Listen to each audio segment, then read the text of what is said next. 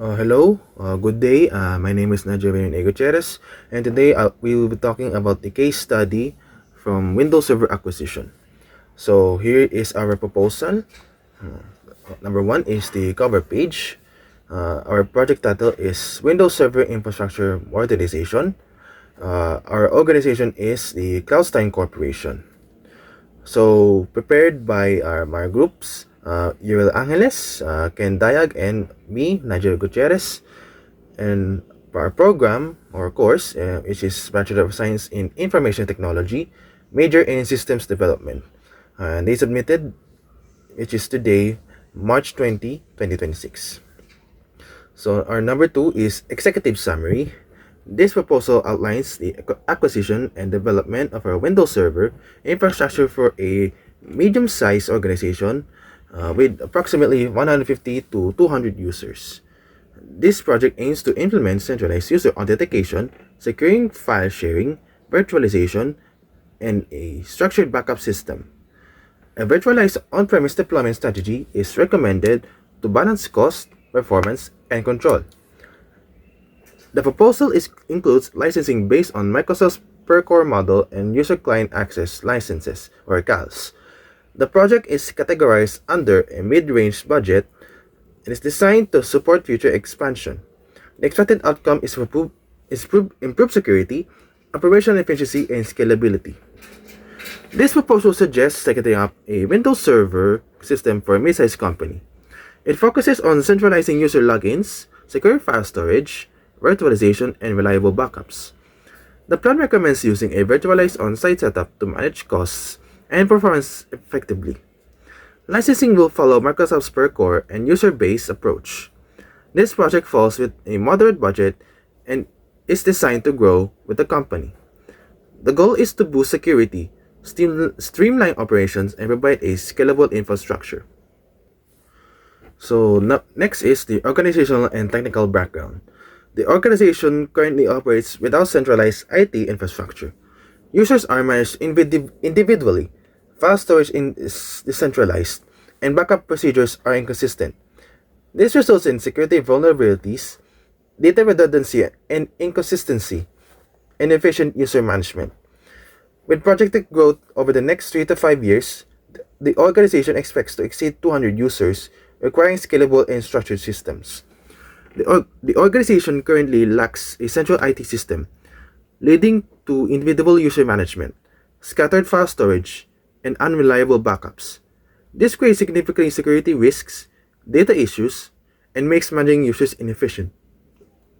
With plans to grow beyond 200 users in the next 3 to 5 years, a structured and scalable IT infrastructure is essential to address these challenges and support future expansion. Next is business and strategic justification.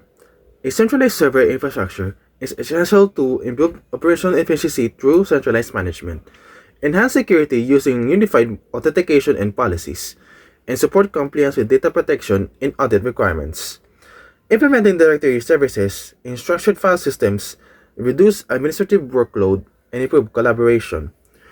Implementing a centralized server infrastructure is crucial for the organization's strategic goals. It will significantly boost operational efficiency by simplifying management tasks, enhance security through a single point for authentication and policy enforcement.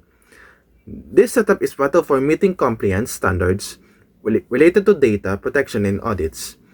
By introducing directory services and organized file systems, the organization can expect a reduction in administrative effort and a notable improvement in team collaboration, ultimately supporting business growth and data integrity.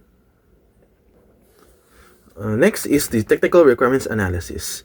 So there are two types of our requirements that we have: the functional requirements and the non-functional requirements.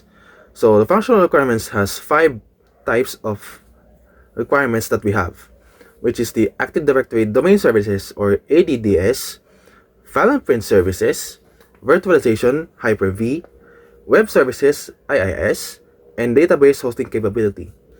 While the non-functional requirements has 5 types as well: high availability, scalability, data redundancy, security and access control, and reliable performance. The proposed Windows Server infrastructure must meet specific functional needs.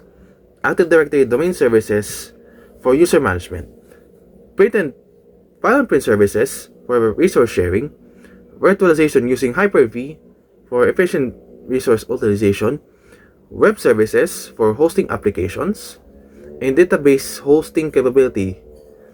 Crucially, it must also satisfy non-functional requirements like high availability to minimize downtime, scalability to accommodate growth, data redundancy for protection against loss, robust security and access control, and reliable performance for smooth operations. These requirements ensure a robust, secure, and future-proof system. So now we move on to present Ken Dayag for his part of the presentation. Hello, I am Xyrone Dayag and I will be discussing the next parts for our Windows Server acquisition proposal. So, next we have the deployment strategy. The three deployment options were considered and evaluated for this. First, we have the on-premise. Basically, you have full control over the server since it's physically located within the organization. But the upfront cost is much higher, like for the hardware, the setup, and the maintenance, of course. Next, we have cloud-based. It's easy to scale and access remotely because it's hosted online by a provider. But you will be needing to pay the constant subscription cost. Next, we have virtualized. So basically, it's a single physical single physical server that runs multiple virtual servers. So it has better resource usage and it's lower cost than multiple physical servers. It also maintains control like the on-premise option. So our chosen approach will be virtualized on-premise. So basically, we will be running one physical server with multiple virtual machines. So this improves efficiency, reduces hardware cost, and keeps data secure within the organization. Next will be the Windows Server Edition selection. This section justifies which version of Windows Server we will be selecting, and we selected the Windows Server 2022 standard. So this edition supports up to 2 virtual machines. It can handle essential services like file sharing and authentication. It's more affordable than the higher editions like Data Center, obviously. It provides a balance between functionality and cost that our medium-sized organization needs. Next, we have licensing, computation, and compliance. So how Microsoft licensing works? They charge you for cores instead of processors. So for example, we have one processor and 8 cores here. We will be needing to pay for 16 core licenses. For the client access licenses, we need 150 to 200. And the recommended CALs we get are the user CALs. User CALs allows you to access the server from multiple devices. It's ideal for flexible and more modern workspaces. So we need to comply for the licensing because it will help us avoid legal penalties and it ensures our systems get constant updates and support, and it also keeps the organization compliant with Microsoft's policies. We're moving on to the hardware specification proposal. First, we need the CPU, which is an 8-core processor. This is gonna handle the tasks that you do on the server. Next, we have the RAM, which is 32 gigabytes that can be expanded to 64 gigabytes. This much RAM will help us run virtual machines more smoothly. So, next for the storage, we need 2 terabytes of SSD. Running it on SSD lets you access the data faster and more reliably. For RAID, this is for redundancy protect. Mirrors data across drives rather, and protects against disk failure. For power supply, we need a dual PSU for in case one of them fails, the other one is for a backup. And of course, we need the UPS for backup power supply in case we get an outage so that the server doesn't shut down. For environmental requirements, we need the proper cooling system, of course, so keep the hardware components from overheating. We need a secure server room, so we can prevent unauthorized access. Uh, Stable power source for keeping the server running. It prevents damage from the server and downtime. Moving on, we have the bill of materials. So this is the materials that we need, their description, how much we need to get, and why we need to get them. So basically, first the server unit. So this will be the main machine that runs everything. Maybe our core system. So next we have the OS license. We need the license to legally run Windows Server. Next we have the user calls. We need like 150 to 200 licenses. This is for the this is for allowing employees to access the server. Network switch. We need this to connect the devices within a network. Firewall to prevent the server from being attacked by cyber threats. UPS for, like I said earlier, in case of power outages, we have a backup power supply. Services for this is the cost for setup and installation by professionals. So this section helps decision makers understand total cost, the purpose of each component, and why each item is needed. So that will be all for me, and the next part will be discussed by Uriel Angeles. For our budget estimation and financial analysis, the total project cost is divided into four major categories: hardware, software licensing, network equipment, and professional services. Starting with hardware, we propose one primary server that will function as the virtualization host. This server is equipped with 32 gigabytes of RAM and 2 terabytes of RAID configured SSD storage to ensure both performance and data redundancy. Additionally, a UPS or uninterruptible power supply is included to protect the system from unexpected power interruptions.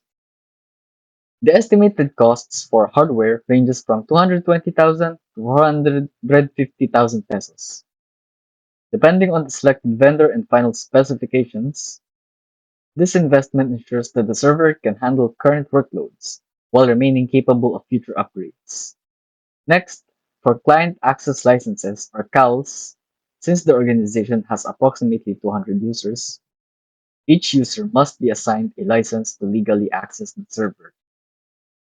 The cost per user CAL ranges from 2,000 to 4,500 pesos per user CAL, which varies by vendor, resulting in a total amount or estimated cost of 400,000 pesos to 900,000 pesos. This makes licensing the largest portion of the budget, as it directly scales with the number of users. However, this is essential to ensure compliance with Microsoft licensing requirements and to avoid legal or operational risks. For network equipment, the system requires a managed switch, a firewall appliance, and cabling materials to ensure proper connectivity and security across the organization. The estimated cost for network equipment, the total amount, ranges from 60,000 to 210,000 pesos. These components play a critical role in maintaining stable communication between devices and protecting the network from external threats. For professional services, the project includes several important activities such as server installation, Active Directory setup, security configuration, and system testing and development. The estimated cost for all of these services amounts to 105,000 to 225,000 pesos. Investing in professional services ensures that the system is properly configured, reducing the risk of errors and improving overall reliability. Overall, This project is classified as a mid-range project for these reasons. This is because it supports up to 200 users. It includes enterprise-level features such as Active Directory, virtualization, network security, and uses reliable but cost-efficient hardware. At the same time, however, it avoids more expensive enterprise solutions such as clustering or multiple server deployments. In terms of cost justification, while the project itself requires a high initial investment, it provides significant value over time. Firstly, it improves operational efficiency by centralizing user management and system administration, reducing manual tasks and simplifying IT operations.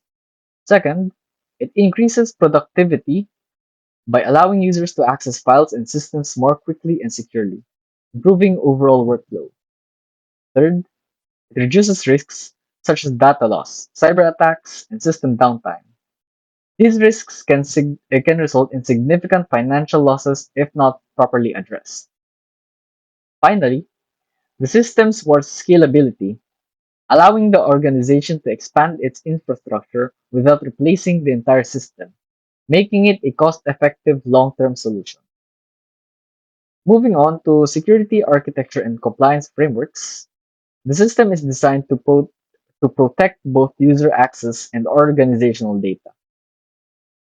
Role-based access control will be implemented using Active Directory, ensuring that users only have access to resources that are relevant to their roles.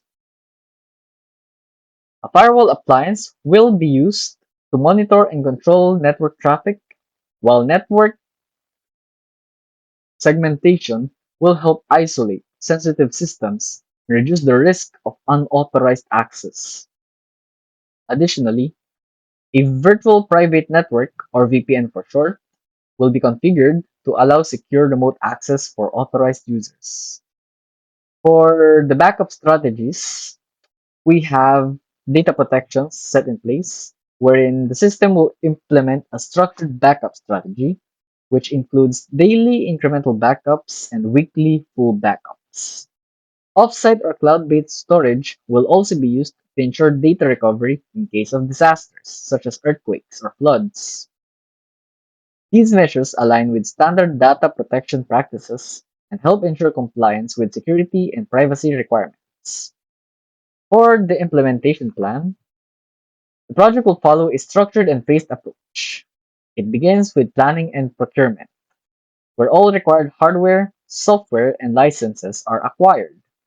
This is followed by hardware installation and Windows Server deployment. Next, system configuration will be performed using Active Directory setup, user account creation, and network configuration. After configuration, the system will undergo testing and validation to ensure that all components are functioning properly. Finally, deployment will take place, including user migration and basic training to ensure a smooth transition. To minimize risks, backups will be performed before migration, and deployment will be scheduled during off-peak hours. In terms of scalability and future-proofing, the system is designed to support the organization's growth over the next 3 to 5 years. Hardware components such as RAM and storage can be upgraded as needed. Virtualization allows virtual machines to be created without requiring new physical servers. Licensing can also be expanded by adding more user counts as the number of users increases. However, if virtualization demand increases, upgrading to a more advanced server edition, such as the Windows Server Data Center Edition, is recommended to support higher workloads and virtualization needs. For risk assessment, several potential risks have been identified. Technical risks, such as hardware failure and system downtime, which will be mitigated through RAID storage, backup systems, and the use of a UPS. Data-related risks, such as data loss, will be addressed through regular backups and recovery procedures. Security risks, including unauthorized access and cyber threats, will be minimized through firewalls, access control policies, and network segmentation. Financial risks, such as under-licensing, will be avoided by ensuring full compliance with licensing requirements. Operational risks, such as user resistance or lack of training, will be addressed through proper use, the user orientation, and documentation. In conclusion, this proposal provides a secure, scalable, and efficient solution for modernizing the organization's IT infrastructure. It addresses current challenges, supports up to 200 users, and prepares the organization for future growth. By combining proper licensing, reliable hardware, and strong security measures, the system ensures both operational efficiency and long-term sustainability. That will be all. Thank you.